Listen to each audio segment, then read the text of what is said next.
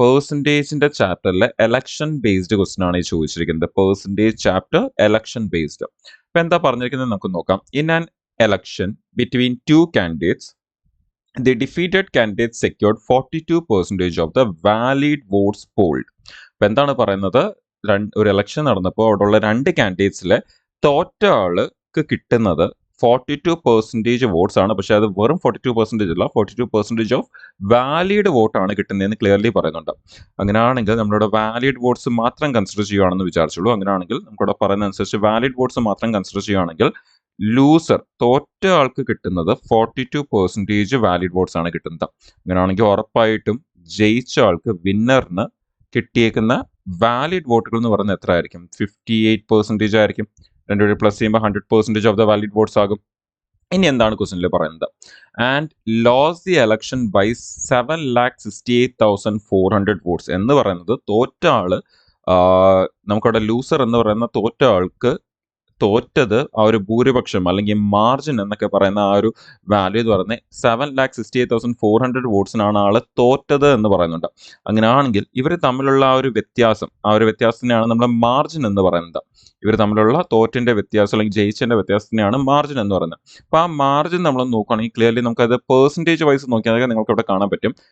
നമുക്കിവിടെ തമ്മിലുള്ള മാർജിൻ എന്ന് പറഞ്ഞാൽ 16% വോട്ടിന്റെ വ്യത്യാസമാണ് ജയിച്ച ആളും തോറ്റ ആളും തമ്മിൽ വരുന്നത്.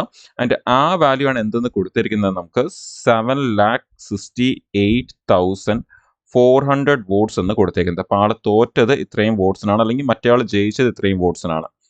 ഇനി അവിടെ പറയുന്നത് if 82,560 votes were declared invalid. അപ്പോൾ ഇൻവാലിഡ് വോട്ടിന്റെ കൺസെപ്റ്റ് കൂടി അവിടെ വരുന്നുണ്ട്. അപ്പം ഇൻവാലിഡ് വോട്ടുകൾ എന്ന് പറയുന്നത് 82,560 വോട്ട്സ് ആണ്.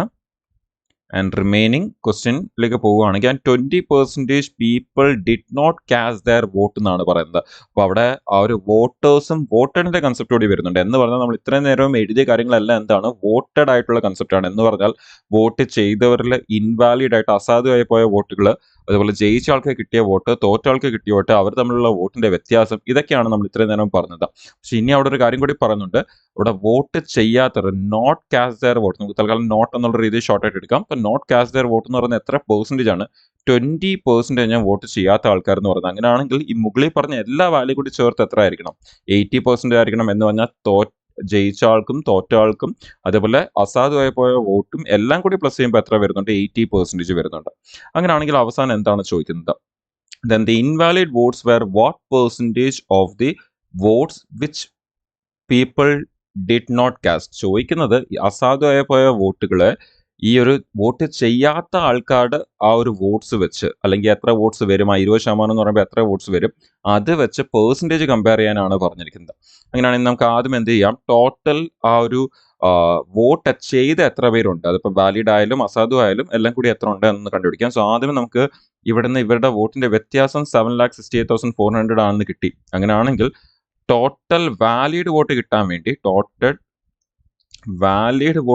വേണ്ടി നമുക്ക് എന്ത് കണ്ടുപിടിക്കണം? 100% എത്രയാണെന്ന് കിട്ടണം. ഇതവിടെ മാർജിൻ ആയിരുന്നു. അപ്പോൾ മൊത്തം വാലിഡ് ആയിട്ടുള്ള വോട്ടുകൾ അത് കിട്ടാൻ 100% എത്രയാണെന്ന് കണ്ടുപിടിക്കണം. 16% എന്ന് പറഞ്ഞാണ് 7,68,400. അങ്ങനെയാണെങ്കിൽ 100% എത്രയാണെന്ന് കണ്ടുപിടിക്കാൻ എന്ത് ചെയ്യണം? 7,68,400 നമ്മൾ 16 കൊണ്ട് ഡിവൈഡ് ചെയ്യുമ്പോൾ നമുക്ക് 1% എത്രയാണെന്ന് കിട്ടും. നമുക്ക് വേണ്ടിയത് മൊത്തം എത്രയാണെന്ന്. സോ 100% എത്രയാണെന്ന് ചെയ്യുമ്പോഴത്തേക്ക് നമ്മൾ ഇൻറ്റു 100 ചെയ്യുമ്പോൾ നമുക്ക് അത് കിട്ടും. അങ്ങനെയാണെങ്കിൽ നമ്മൾ ഇതൊന്ന് സോൾവ് ചെയ്യുകയാണെങ്കിൽ നമുക്കത് ക്യാൻസൽ ചെയ്യുമ്പോൾ ഏകദേശം എത്ര വരും? നമ്മൾ 16നെ ഈ ഒരു വാല്യൂ വെച്ചൊന്ന് ക്യാൻസൽ ചെയ്യുവാണെങ്കിൽ, നമ്മൾ ആ തന്നിരിക്കുന്ന വാല്യൂ വെച്ച് നമ്മളൊന്ന് ക്യാൻസൽ ചെയ്യുകയാണെങ്കിൽ നമുക്കത് ഒരു വാല്യൂ എന്ന് പറയുന്നത് 7,68,000. നമുക്കത് 4 ടൈംസ് പോകും.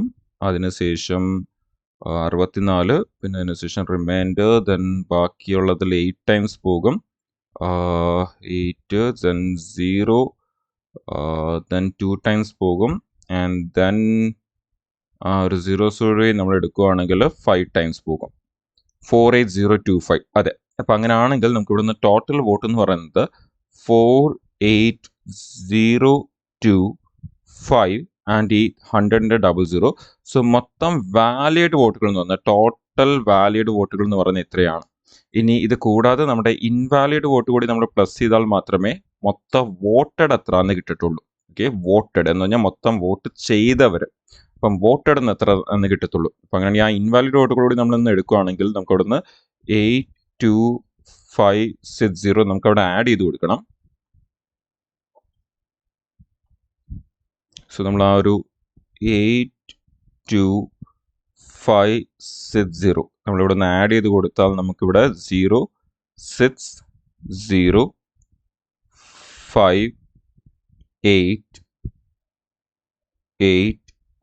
അപ്പം ഇത്രയുമാണ് ടോട്ടൽ വോട്ട് ചെയ്തത്. അതിപ്പോൾ അസാധു ആയാലും വാലിഡ് ആയിട്ടുള്ള വോട്ടുകളായാലും ടോട്ടൽ വോട്ട് എന്ന് പറയുന്നത് ഇത്രയാണ്. മൊത്തം വോട്ട് ചെയ്തത് ഇത്രയാണ്. അപ്പം അങ്ങനെയാണെങ്കിൽ നമുക്ക് ഇങ്ങനെ പറയാം, മൊത്തം വോട്ട് ചെയ്യാത്തത് 20% ആണ്. അങ്ങനെയാണെങ്കിൽ മൊത്തം ഇതെന്ന് പറയുന്നത് എത്ര ആയിരിക്കണം?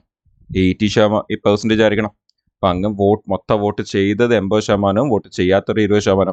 ഇനി ചോദിച്ചിരിക്കുന്നത് നമ്മൾ പോവുകയാണെങ്കിൽ ചോദിച്ചിരിക്കുന്നത് ഈ ഇൻവാലിഡിനെ വോട്ട് ചെയ്യാത്തവരെ വെച്ച് കമ്പയർ ചെയ്യാനാണ് പറഞ്ഞേക്കുന്നത്.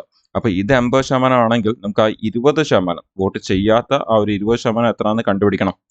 അപ്പോൾ അത് കിട്ടിക്കഴിഞ്ഞാൽ നമുക്ക് അത് വെച്ച് കമ്പയർ ചെയ്യാൻ പറ്റും. കുറച്ചധികം കാൽക്കുലേഷൻ വരുന്നൊരു ക്വസ്റ്റൻ ആണിത്. അപ്പോൾ നമുക്ക് അതൊന്ന് കണ്ടുപിടിക്കാം. അപ്പോൾ അങ്ങനെയാണെങ്കിൽ ഇത് 80% ആണെങ്കിൽ 20% എത്രയാണെന്ന് കിട്ടിക്കഴിഞ്ഞാൽ നമുക്ക് പിന്നെ അവസാനം ചോദിച്ചിരിക്കുന്ന പെർസെൻറ്റേജ് കണ്ടുപിടിക്കാൻ പറ്റും. അങ്ങനെയാണെങ്കിൽ 4885060 എന്ന് പറയുന്നതാണ് 80%. അങ്ങനെയാണെങ്കിൽ 20% എത്ര? അപ്പോൾ അങ്ങനെയാണെങ്കിൽ നമുക്ക് ഇതോടെ ക്യാൻസൽ ചെയ്യുമ്പോൾ നമുക്ക് താഴെ 4 എന്ന് വരും. സോ ഇതിനെ നമുക്കൊന്ന് 4 കൊണ്ട് ഡിവൈഡ് ചെയ്താൽ മതി. സോ 4 കൊണ്ട് ഡിവൈഡ് ചെയ്താൽ 20% എത്രയാണെന്ന് കിട്ടും. അപ്പോൾ 4 കൊണ്ട് ഡിവൈഡ് ചെയ്ത് നോക്കാം. 1 2 2 1 റിമൈൻഡർ 2 6 5. അപ്പോൾ ഇതാണ് ആ 20% എന്ന് പറയുന്നത്. അപ്പോൾ ആ 20% എത്രയാണ് നമുക്ക് കിട്ടി? ഈ 20% എന്ന് പറയുന്നതാണ് നമ്മുടെ 1221265. അതിൽ അപ്പോൾ ഇത്രയും വോട്ട്സ് ആണ് നമുക്കവിടെ ചെയ്യാതെ പോയത്, അല്ലെങ്കിൽ ആൾക്കാർ വോട്ട് ചെയ്യാറുള്ളത്. ഇത്രയാണ് ഇൻവാലിഡ് വോട്ട്. അപ്പോൾ അവർ ചോദിച്ചേക്കുന്ന പെർസെൻറ്റേജ് കണ്ടുപിടിക്കുക. ഇനി നമുക്ക് അവർ ചോദിക്കുന്ന പെർസെൻറ്റേജ് എന്ന് പറയുന്നത് ആ ഒരു 82560നെ നമ്മൾ ഇപ്പം കിട്ടിയ 1221265 വെച്ച് നമുക്ക് ഡിവൈഡ് ചെയ്ത് നോക്കണം. പിന്നെ പെർസെൻറ്റേജ് ആണ്ട് ഇൻറ്റു 100 വരും. ഇനി അത് എക്സാക്ട്ലി ഒരിക്കലും ഡിവൈഡ് ചെയ്യാൻ നിൽക്കില്ല, ബിക്കോസ് അത് എക്സാക്ട്ലി ഡിവൈഡ് ഇവൻ നിങ്ങൾക്ക് നേരത്തെ തന്നെ അപ്രോക്സിമേഷൻ യൂസ് ചെയ്യാം. ബട്ട് ഇവിടെയൊക്കെ നമ്മൾ അപ്രോക്സിമേഷൻ യൂസ് ചെയ്ത ആൻസറിൽ അത്യാവശ്യം നല്ല വ്യത്യാസം വരാൻ സാധ്യതയുണ്ട്. പക്ഷേ ഇവിടെ നമുക്ക് എന്ത് ചെയ്യാൻ പറ്റും? അപ്രോക്സിമേഷൻ യൂസ് ചെയ്യാൻ പറ്റും. എന്ന് കഴിഞ്ഞാൽ നമുക്ക് റഫായിട്ട് ആൻസർ കണ്ടുപിടിക്കാം. എങ്ങനെ? നിങ്ങളൊന്ന് ആലോചിച്ച് നോക്കിയാൽ നമുക്ക് ഈ 12,21,265 10%, നമുക്ക് ഇവിടെ ഓപ്ഷൻ നോക്കി കാണാം, എല്ലാം ഒരു 10% അടുത്ത് കിടക്കുക.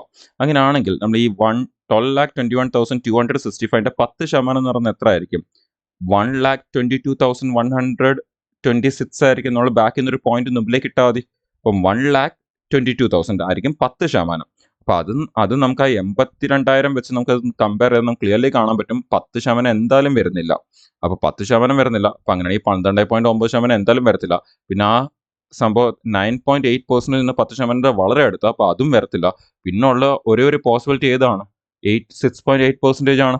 അപ്പം അങ്ങനെയാണെങ്കിൽ നിങ്ങൾക്ക് അത് ഡിവൈഡ് ചെയ്ത് നോക്കാം. ആൻസർ നമുക്ക് ഏകദേശം 6.8% അടുപ്പിച്ചായിരിക്കും ആൻസർ വരുന്നത്. സോ ഇവിടെയൊക്കെ വന്നതിന് ശേഷം നമ്മൾ അതിനെ ഡിവൈഡ് ചെയ്യാൻ തുടങ്ങി കഴിഞ്ഞാൽ ഒരുപാട് സമയം എടുക്കും. സോ അതുകൊണ്ട് തന്നെ നമ്മൾ അതിനെ കുറച്ച് റഫായിട്ട് ചെയ്യുക. നിങ്ങൾക്ക് നേരത്തെ റഫായിട്ട് ചെയ്യാം, പക്ഷേ നേരത്തെ റഫായിട്ട് ചെയ്യുമ്പോൾ നിങ്ങൾ ശ്രദ്ധിച്ചോണം. ഒരുപാട് റഫാക്കി കഴിഞ്ഞ് കഴിഞ്ഞാൽ നമ്മുടെ ആൻസർ അത്യാവശ്യം വേരിയേഷൻ വരും. അപ്പോൾ നമുക്ക് ഇതേപോലെ ഓപ്ഷൻ ഉപയോഗിക്കാൻ പറ്റത്തില്ല. അപ്പോൾ നമ്മുടെ ആൻസർ മേ ബി ഒരു 8% അടുപ്പിച്ച് വന്നാൽ നമുക്ക് അവിടെ 9 വരുമെന്നും ഡൗട്ട് തോന്നും, 6 വരുമെന്നും ഡൗട്ട് തോന്നും. പക്ഷേ നമ്മൾ ആദ്യമൊക്കെ ഒന്ന് കറക്റ്റായിട്ട് ചെയ്തു വന്നാൽ അവസാനത്തെ ഡിവിഷൻ അങ്ങനെയുള്ള കാര്യങ്ങൾ നമ്മളൊന്ന് അപ്രോക്സിമേറ്റ് ആയിട്ട് ചെയ്യുവാണെങ്കിൽ നമുക്ക് വലിയ കുഴപ്പമില്ലാതെ ആൻസർ എടുക്കാൻ പറ്റും.